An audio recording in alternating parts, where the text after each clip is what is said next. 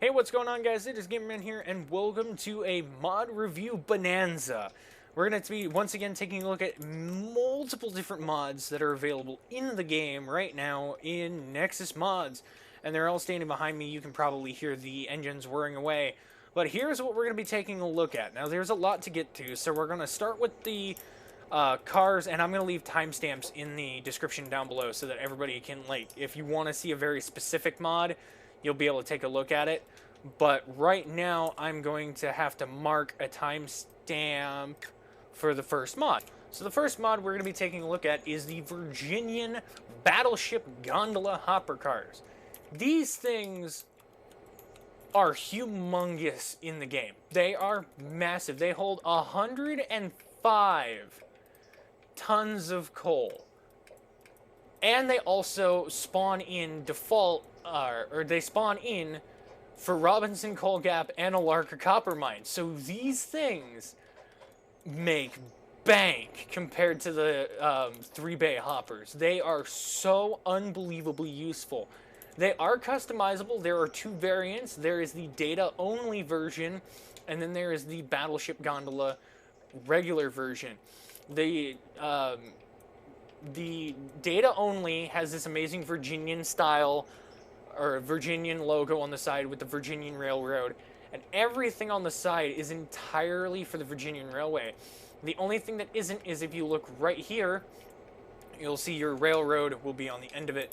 But one like this, you just have your regular hopper car style here. So they're good.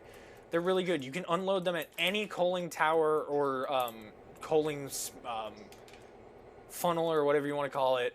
But yeah, these are also used in the industry. So Robinson Coal Gap will order these, and Alarka Copper will order them. I don't know if anyone else will order them just yet. I haven't seen. Oh, the Paperboard will order these as well for coal. Paperboard, the Silva areas will order these as well. The next items on the list for this huge review are these Snowplows. Now, in reality, you don't really need these snowplows on the railroad at all, and I have them all lined up, but you should never do this because the couplings for the snowplows are hidden way underneath the actual plow itself, because obviously they're supposed to be pushed, not pulled. Now, the interesting thing about these ones in particular is they have an interior which is very well modeled. I don't know why you appear standing next to the toilet, but there are a couple areas you can be in. There is the main control area, which is cool, and you can see the brake reservoirs and everything like that. And then there is the downstairs area that is designed with a fridge, a sink, a microwave.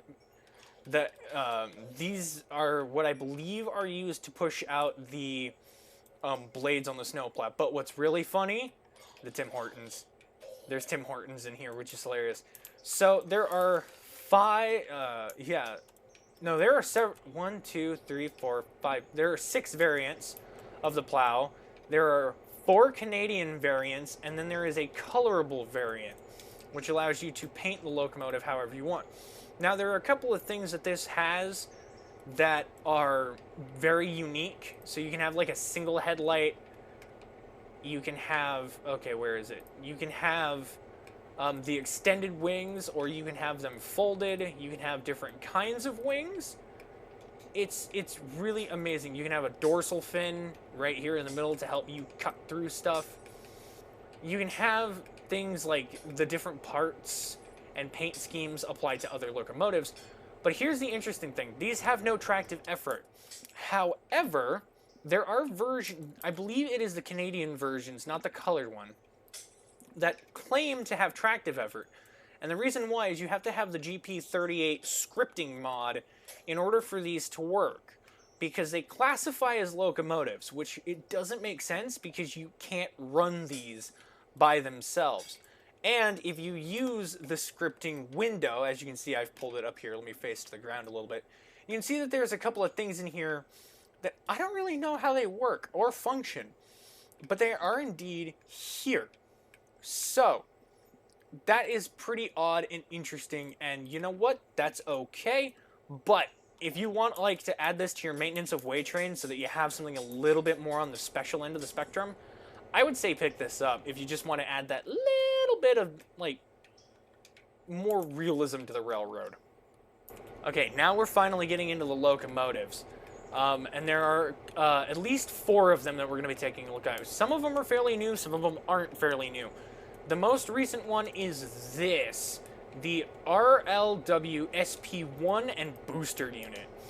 Now these are incredible streamlined diesels to complement the streamlined passenger set. They are wonderful. Now of course there are the streamlined passenger locomotives like the Pacific, the Atlantic, and the Burke that we've taken a look at in the past. But this one is distinctively different as it does not have the clipping issue that the other ones do. And it's got a couple more bonus features, like the fans are operational.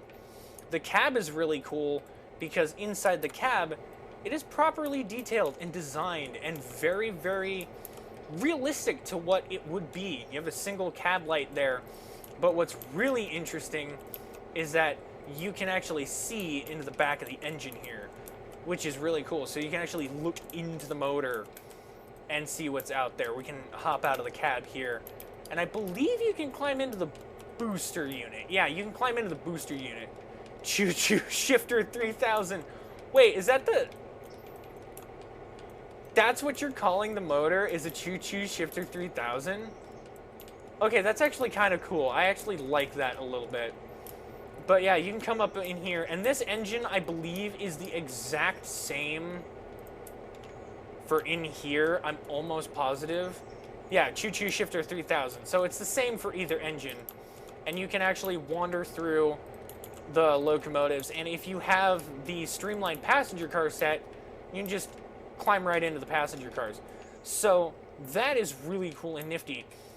And they have different paint schemes. So right now it's dolled up in Delaware and Hudson colors, which is really cool. But you can have the RLW green, you can have the RLW blue, which just reminds me of the American Freedom Train to no end. You can have the Pensy style, which is, I think, really cool. Or you can have the alt Pensy style in the green of the Pennsylvania. But I do love this. Now, there is one feature I have to point out, and it's on the front of the locomotive. If we turn on the headlights of the locomotive, you'll see that the bottom one lights up, but this one here also lights up. If we go into the cab and flick this switch, the Mars light actually works. Now, it's got some judder to it, which is okay, and the marker lights work as well. It's got some judder to it, but honestly, it's not that bad of judder. If you're not looking at it, you won't notice it. But if it bugs you, I wouldn't use it. But it is a very nice set. There is no modded horn or bell or anything, but they are a really good set. We're going to get into the statistics at the end of the video for all of the locomotives and prices and things like that. Alright, so this next one I'm kind of near and dear to, and I'm kind of a fan of them just because I work with one on my museum. This is the Alco RS-1 diesel locomotive. This one, along with the Snowplows, will require the GP38 scripting to make it function, because you will have to power this diesel on. And I'm actually going to move this diesel locomotive so we can hear it, the sounds of it. So if we go here and start the engine up,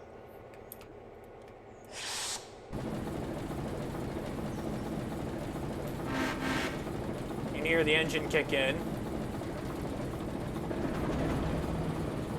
and you can hear it start to prattle away. And that is pretty spot on for what this locomotive actually sounds like. And when you really gear it up, like, it goes. It 100% just goes, and it's great. And, you know, it's got some pretty decent speed on it. It's got a lot of pulling power. It is loud, though, so be aware of that. This thing can be exceptionally loud. And the reason why I'm running it the way I am is because there's another mod that we're going to look at after we're done with all the locomotives. Yeah, that was bound to happen.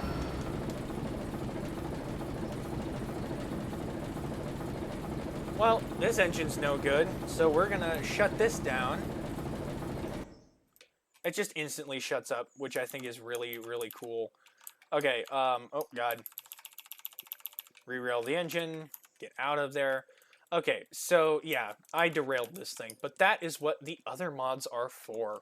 Alright, now we're into my favorite part of the review, because I am a sucker for these.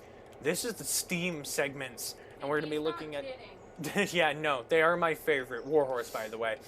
These are my favorite types of machines is Steam, and we're looking at two very unique ones. We're looking at the C&J G1 Pacific, and we're looking at the RLW's Hudson. Now, we're going to look at the Pacific first. So let me just... Right, so the C&J Pacific is very unique in that if you have some of the extra customization mods, you can tender swap this engine, which is amazing. It is awesome. This engine comes with many features and customizations that you can do, but right now we're just looking at what comes with it. So if you put on the C&J specs, it is an all-black locomotive. It is very pretty for what it is. It's awesome. There's the Jersey specs, which livens up the boiler a little bit, adds some coloring to the cab, and you get the white lining around it, and that is interesting. Exposition, you get all black everywhere, but you have the white walls on the engine instead of all black, and the headlamp color has changed a little bit. If you go for the blue, which I think is quite interesting, you get blue white walls, a blue boiler jacket, a blue cab, the windows even go blue, and you have blue on the headlamp, and it's beautiful. If you get for the Exposition green, instead of having it as a black jacket, you get a green jacket on it, which is very, very slick and nice. And if you get the American Iron, you have this nice gray color scheme on it. The tender also has its own designs and decals that match the locomotive, with some exceptions. There is the Inquisitor, which is got this red top, and you got the red on the number plates, so that's pretty cool. And you have the Vatican and Southern, which has this more darker red, and you get a little bit of yellow accent here. And this is actually very, very cool. I like this. But there is one feature with this locomotive that you can't see from the outside. You can only see from inside the cab. And that is this little lever right here. ATC acknowledgement. This model comes with automatic train control, which is incredible. There's also Easter eggs and decals. I kind of like the Easter eggs in this car, in this locomotive. It is so cool. It is a baffling locomotive. And to open the firebox, you actually have to press down on that, which is so cool. But this is well detailed and well designed, and I love it. But there's another feature that we'll get to in a second. But we're talking about the ATC first. So the ATC, or automatic train control, means that if you're running on a server and you have someone working dispatch, this train will expect you to acknowledge signals. It'll expect you to follow all the signals that you need to follow. Now, let's say you're playing in single player and you don't have time to worry about it blowing through signals. You can press this button to cut it out. But if you're playing on a friend's server, or you're playing on a server where this engine exists, I warn this to you now, because when you click this button, notice to dispatcher, ATC cut out on train 820. You will get called out by the game for cutting out your ATC, which is incredibly funny, because I have seen people cut this out instantly, and it's just like, there's nothing you can do. And you can technically sideline them and make them forcefully use it, but when you cut it back in, the ATC is notified that you're cut in. So yeah, this thing has automatic train control, and if you have the modded whistles, it comes with the C&J modded whistle. So if you want this engine to have its correct voice, you're gonna need it. And last but not least on this endeavor, we have the Raider. The H-59 class Hudson. Now this is a amazing streamliner. It complements the passenger cars, I think, better than the diesel locomotives. Personal opinion, the steam engine looks way better than the diesel locomotive on the streamliners, but you choose. I personally like the Raider, but if you guys like the diesel, let me know in the comments down below which one you think would look better on the streamlined train.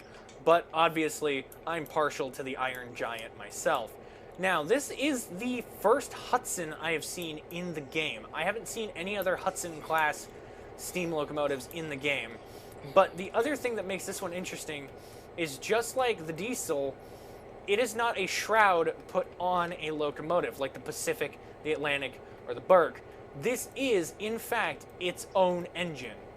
And it has a walk-through corridor, which is awesome. The guys who have made this train have done so much excellent work on it. It is amazing. But we're gonna now go real quick. In this segment, I'm gonna show you guys the special feature of the Hudson that makes it, or the Pacific, that makes it just a little better than the Hudson. So inside of the Pacific, there's this little valve that says water scoop. The water scoop is functional. Doesn't do anything yet, but they say they're working on something. So I would like to see that implemented to the Raider. I think the water scoop on the Raider would be really cool. It holds a lot of coal and a lot of water, but it has an interesting problem with it that is built into it. This is built into it, so it's not like a problem like, oh, it's a glitch. This is built into the locomotive. So it has a low factor of adhesion, which means that the wheels don't quite grip the rail like they're supposed to. So if the engine gets going and can't grip the rail, it'll start to slip.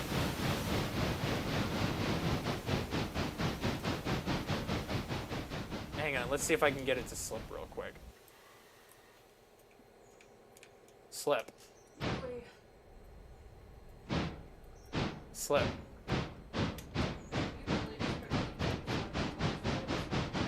Well, I was trying to get it to slip, but I guess it only slips under load. Okay, I'm gonna see if the AI will cause it to slip, because I'm almost positive that the AI is gonna slip this engine.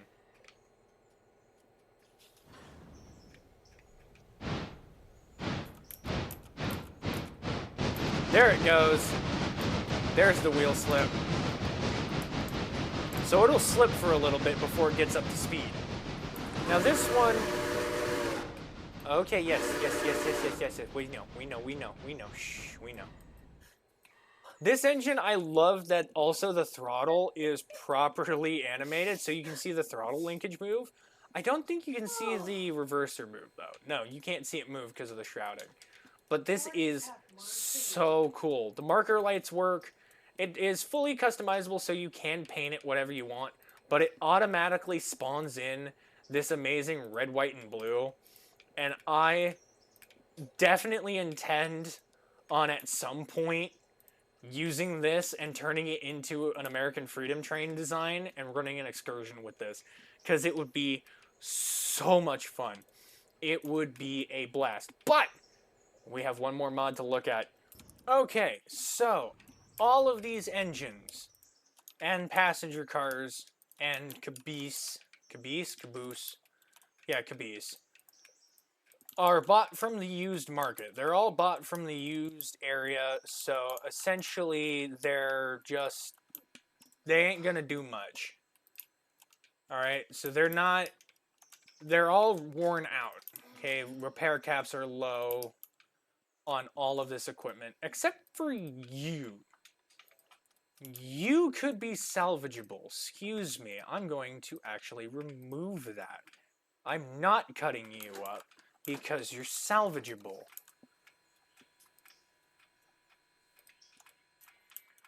But where are all these engines gonna go? Well, we have a place for them, and that is this mod right here. Scrapalacha. Now, Scrapalacha is an interesting idea because it is pretty much, without a doubt, the single-handed weirdest thing that I've seen in the game. What does it do? Well, if we look, Scrapalacha is in fact an industry in the game. But you'll notice that right here it says scrap/repair/parts loading. This allows you to cut up unnecessary rolling stock and locomotives so that you can in fact get your own repair parts without having to go out of your way to get them. Now, the reason why this is so much better, in my opinion, is that there are a couple things. Whoop, we almost forgot a buddy. We almost forgot a buddy. Let's get this buddy put where he belongs, where he rightfully belongs. We're going to send him to the scrap line.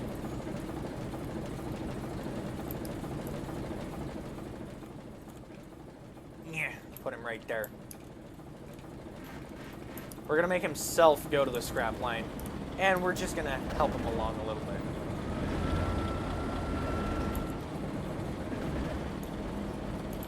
Because I don't like diesels, and the more we can cut them up, the better. So, there are some statistics that we need to go over, and I'll start with the statistics here. Let me just set it to company mode. We're going to go over some statistics about each of the mods that we just talked about while we wait for the Scrapella mod to take over. And we'll start with the Scrapella mod because you know what? It's the one we're on right now. So, Scrapella. Each locomotive takes 5 in-game days from the moment that it arrives to be scrapped.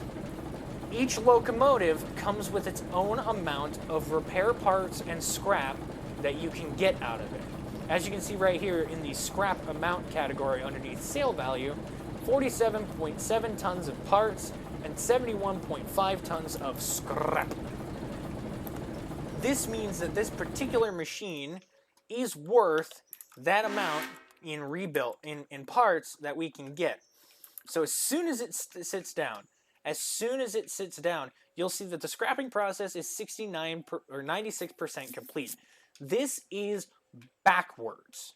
So that does not mean that it is 96% scrapped. This means that there is 96% left of it to be cut up, which is a crucial thing to remember, is that it is backwards.